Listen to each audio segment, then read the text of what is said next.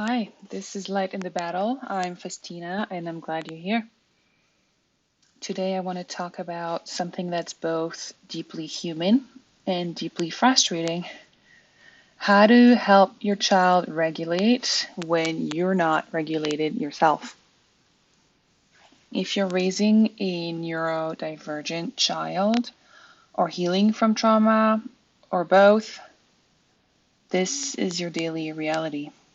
Your child has big emotions, sensory needs, meltdowns, refusals, and meanwhile you might be dissociating, anxious, or overstimulated yourself. You love your child fiercely, but sometimes your nervous system just says, I can't do this right now. I can't. So let's talk about what to do in those moments. What co-regulation really means. People say co-regulate like it's this calm, glowing image of mom holding her child and breathing together. Yay! But real co-regulation, concretely, sometimes looks like standing in the kitchen, eyes closed, whispering, I'm safe, he's safe, everybody's safe. Sitting on the floor, not trying to fix the meltdown, just staying nearby. Or taking 3 breaths, or 2 breaths, if 3 is too much time, before answering a question that feels like a demand. Co-regulation is not about being calm for your child. It's about doing everything you can to stay connected while you work on your calm. That's the difference. We're working to stay connected with our child. Now, when your body is flooded, there are times when your own body is screaming, too much, too much. For me, sometimes that's when my child is stimming loudly with sounds, just these consonants that he likes to repeat and repeat and repeat over and over, really loud with his mouth, or movements, like he'll spin in circles or just rock back and forth on the sofa or pacing around the place. And my brain just can't take any more input. So in those moments, I've learned small survival moves. I'll close my eyes for a few seconds.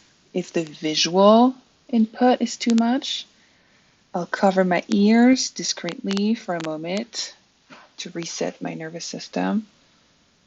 I'll step 2 feet back, not away emotionally, but just physically to create that physical distance where I can breathe and I'm not going to be touched or hit or any of that. So that protects my nervous system. And none of this is to create disconnection. It's to regulate myself. And that teaches my child, mom takes care of her body too. I'm modeling self-preservation, which is something that he will need to do at some point. He will need to learn to do on his own. So I'm staying connected to him. I'm modeling regulation. Then I like to name what's happening out loud. Autistic or not, children learn emotional safety through language. You can say, I'm getting overwhelmed. I need a second to breathe. You're not in trouble. This kind of honesty, I find it does 2 things. It models self-awareness and it shows your child that emotions don't have to mean danger.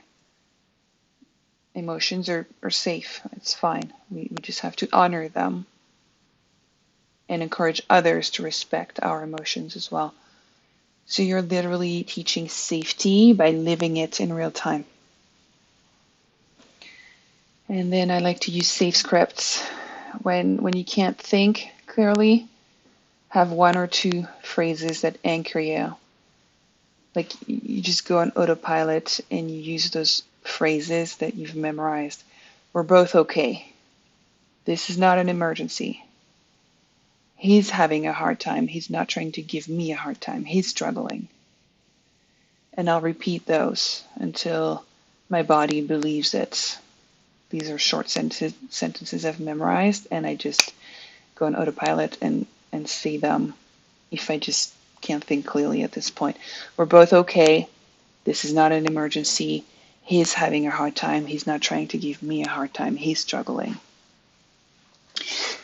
And then I want to think about repairing later. Not perfectly, because I'm not always going to get it right.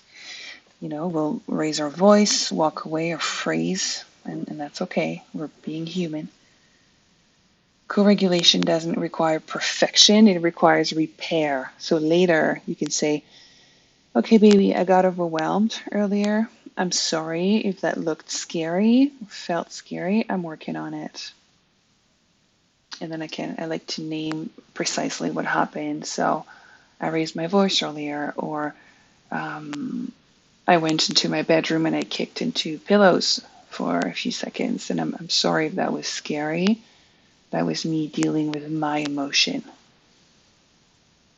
And that small sentence, that time you take to explain and walk your child through what just happened, it rewires your child's sense of safety more than, hours of lectures. Just being very concrete as to describing what just happened and analyzing it briefly with the child. Why this matters when we co-regulate, not in the pretty Instagram way, like perfect mother holding her perfect child and smiling and breathing together. That's just not our lot. That's just not how it goes for us. So when we co-regulate in the very concrete, brief ways that I've just suggested, our children's nervous systems learn that emotional storms can pass, that they're not dangerous, that love remains, and that people come back. And that's healthy.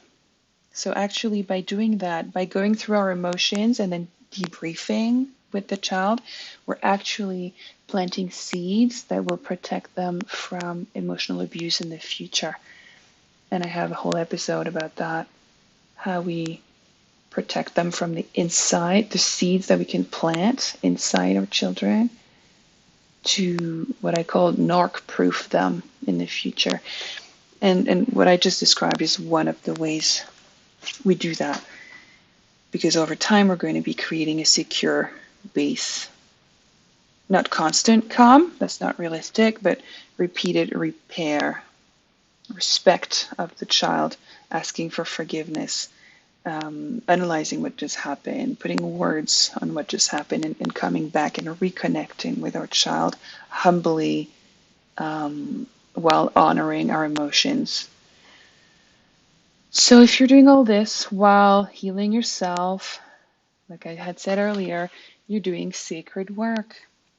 You're giving your child what you didn't have, an adult who stays even while shaky. And you're actually doing a lot more than what a lot of parents that are not dealing with neurodivergence or not dealing with trauma are doing. So yay, that's not enough, that's more than enough. You're doing beautifully. Thank you for spending this time with me today. I'm hoping this helps, and remember to look for light in the battle. Look for those beautiful moments in your reality. You take good care. We'll talk soon.